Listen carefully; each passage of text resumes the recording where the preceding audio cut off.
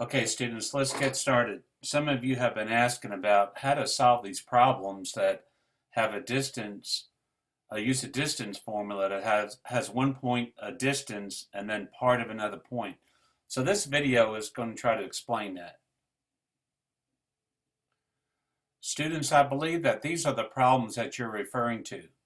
And this is in lesson 9 on the assignment work. And what we're going to do is we're going to do this particular problem right here, number 27. Okay? Now, if you notice, I have the coordinate plane here, and I have the point 1, comma 2, and then my blue line right here is 5 units long. Let's see, let's count that. 1, 2, 3, 4, 5. Okay, so it's 5 units long. And now the question is 4, comma A, 4, comma A. Well, let's take a look at that.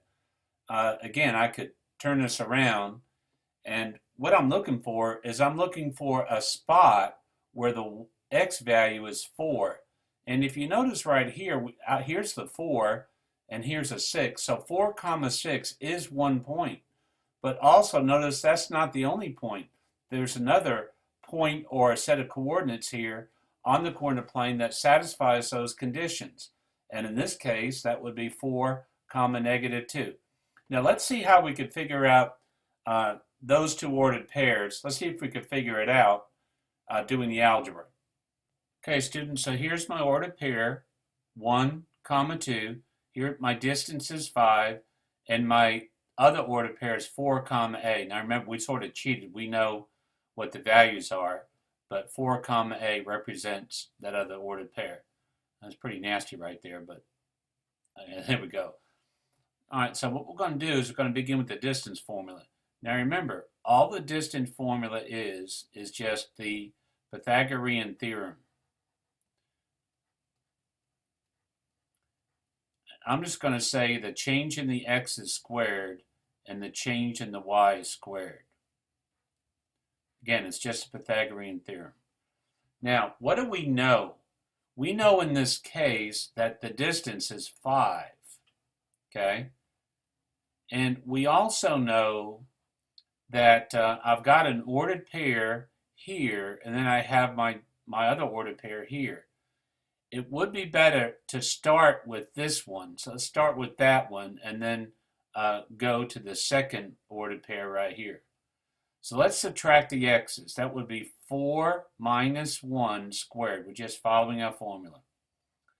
Plus a minus 2 squared.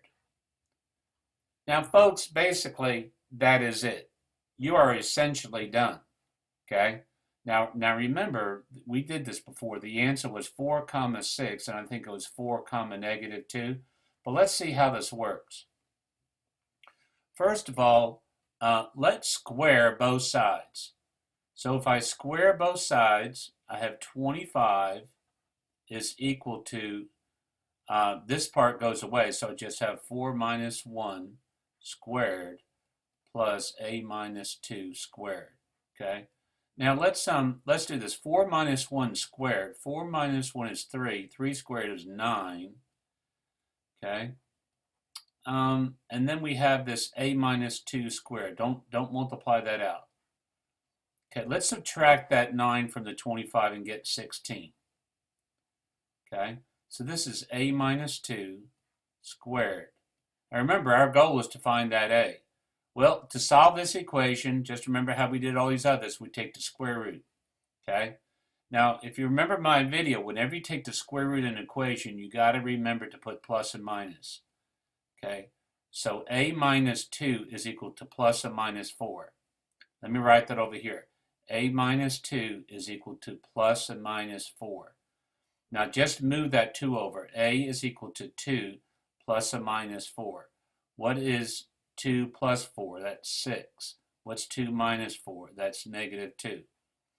So the answer to our original problem would be 4 comma 6 and then 4 comma negative 2.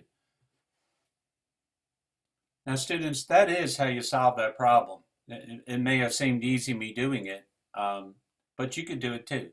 It just takes a little time and just a little concentration. The good news is that if we give you a problem, it's not going to be tons harder than that, okay? So just practice a little bit. And remember, if you get an 80 or more, you're getting the gist of the course. You want that A, great. You just got to put a little time in it to make sure you know what you're doing. I hope this video helped you, and you let me know if you have more questions. Thank you.